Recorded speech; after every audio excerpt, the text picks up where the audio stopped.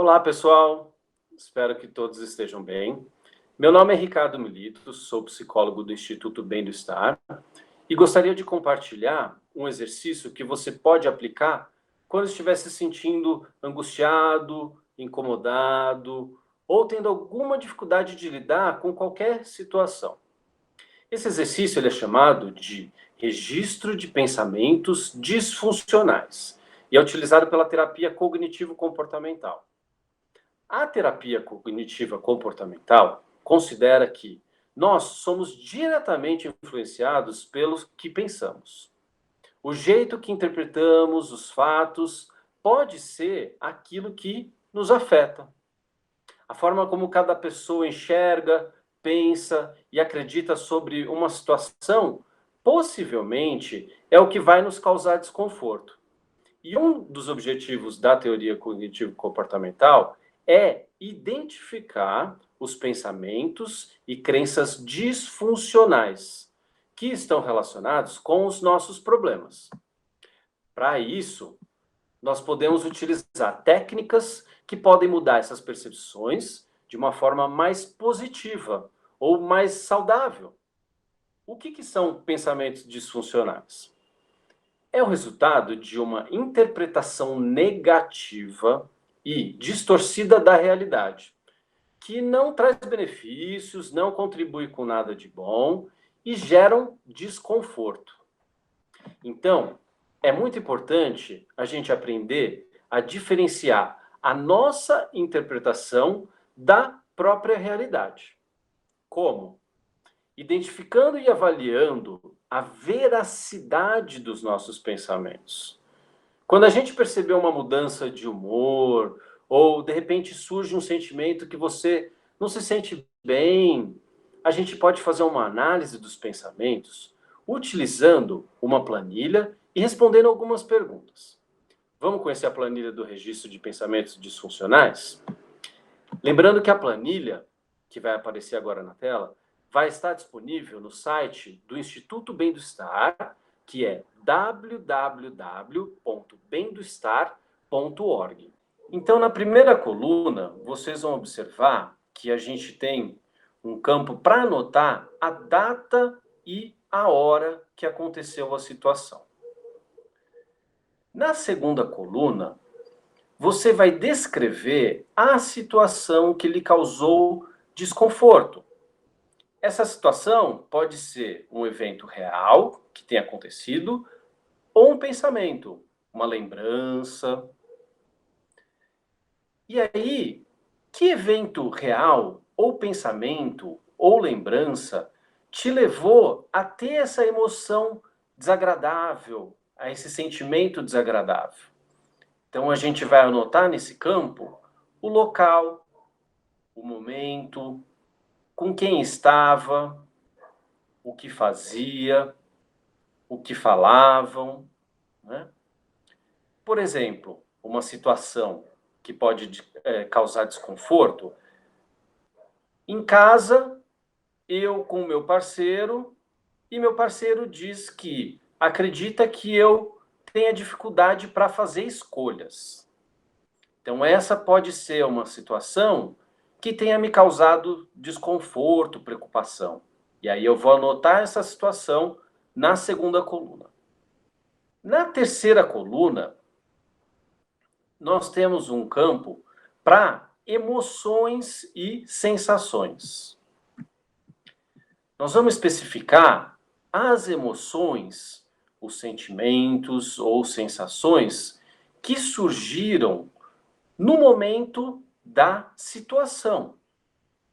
Por exemplo, pode ser raiva, medo, tristeza, irritação. Esses são exemplos de emoções, né? Sensações no nosso corpo. Se eu sentir meu coração acelerar, se eu tive falta de ar, ou se eu comecei a suar. E avaliar a intensidade de cada uma dessas emoções ou sensações que eu possa ter tido, usando a escala de 0 a 100. Então, por exemplo, na situação eu tive medo. quanto que esse medo me representou de 0 a 100? Qual foi a intensidade desse medo de 0 a 100? Na quarta coluna, nós temos o campo de pensamentos disfuncionais. Então, nós vamos listar os pensamentos que surgiram naquela situação, da forma como aparecem em sua mente. Os pensamentos, eles estão associados à interpretação e crenças que nós temos diante da situação. Então, nós vamos indicar o grau de convicção para cada um desses pensamentos, utilizando também a escala de 0 a 100.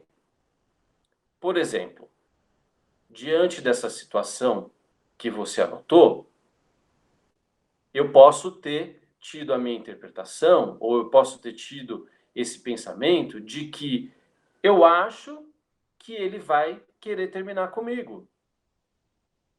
Então, diante desse pensamento que eu tive naquela situação, conversando com meu parceiro, que ele trouxe a opinião dele, de achar que eu tenho dificuldade de fazer escolhas, né? O meu pensamento, eu acho que ele vai querer terminar comigo, de 0 a 100, qual é a convicção que eu tenho? Então, você vai anotar tudo isso na quarta coluna. Na coluna seguinte, nós temos um espaço para conclusão. Então, você vai pensar e anotar respostas alternativas para os pensamentos que você registrou na coluna anterior. Então, nós vamos fazer uma análise mais racional, respondendo às seguintes perguntas. Quais provas eu tenho da verdade de cada pensamento que eu tive? Por exemplo, lembra lá que eu dei o exemplo do pensamento? Eu acho que ele vai querer terminar comigo. Qual prova você teria, talvez, para esse pensamento? Você pode responder, não sei, mas eu acho, tenho a sensação. Outra pergunta, quais outras possibilidades que você tem para compreender a situação? Então, diante daquela situação, qual outra possibilidade, qual outra forma de você enxergar essa situação, de interpretar essa situação? Seguindo o mesmo exemplo, talvez poderia ser, ele quer me mostrar que eu tenho dificuldade para fazer escolhas. Outra pergunta, qual é a pior consequência que me pode acontecer? Diante desse mesmo exemplo, eu poderia responder, ele quer terminar o relacionamento comigo? Outra pergunta, qual é a consequência menos pior ou até melhor que poderia acontecer? Talvez ele queira me ajudar. Uma outra questão para se fazer é, qual efeito teria se eu mudasse o meu pensamento? Talvez eu ficaria bem mais calmo. E mais uma pergunta que a gente pode fazer é, se um amigo estivesse passando pela mesma situação, o que você poderia dizer a ele? Será que a gente poderia dizer, é importante você conversar com o seu parceiro, expondo o seu medo dele terminar o relacionamento? E aí, para cada uma dessas respostas, você vai avaliar o quanto você acredita em cada uma delas, de 0 a 100. Na sexta coluna, nós temos um campo para resultados. Aqui, você vai reavaliar o grau de convicção ou o quanto você acredita sobre os pensamentos lá da quarta coluna. Então, a gente vai voltar lá nos pensamentos que você anotou no campo de pensamentos disfuncionais e reavaliar. Lembra que a gente tinha dado uma nota para esses pensamentos, de 0 a 100? Agora, depois dessa reflexão, você vai poder reavaliar a intensidade também de cada emoção que você anotou ali na terceira coluna. Pensa também e escreve o que você poderia fazer agora diante da situação, considerando todas essas novas possibilidades e novas interpretações. E responda. Talvez então, para esse exemplo que a gente trouxe, poderia ser conversar com o parceiro sobre o teu medo dele terminar o relacionamento. Logo depois que fizer o exercício, é possível que você se sinta um pouco melhor e talvez consiga enfrentar a situação de uma forma diferente e mais leve. A gente tem uma série de benefícios do exercício que pode ser a melhora significativa da qualidade de vida e dos relacionamentos, estabilizar e monitorar o humor, ter um maior controle da ansiedade e das emoções e gerenciar o estresse, assim como também desenvolver habilidades. Espero que o conteúdo compartilhado possa ser útil e, caso continue não se sentindo bem e tendo dificuldades com alguma situação, é recomendado que busque um psicólogo ou um psiquiatra. Lembrando mais uma vez que a planilha vai estar no site do Instituto Bem do Estar, que é www.bemdoestar.org.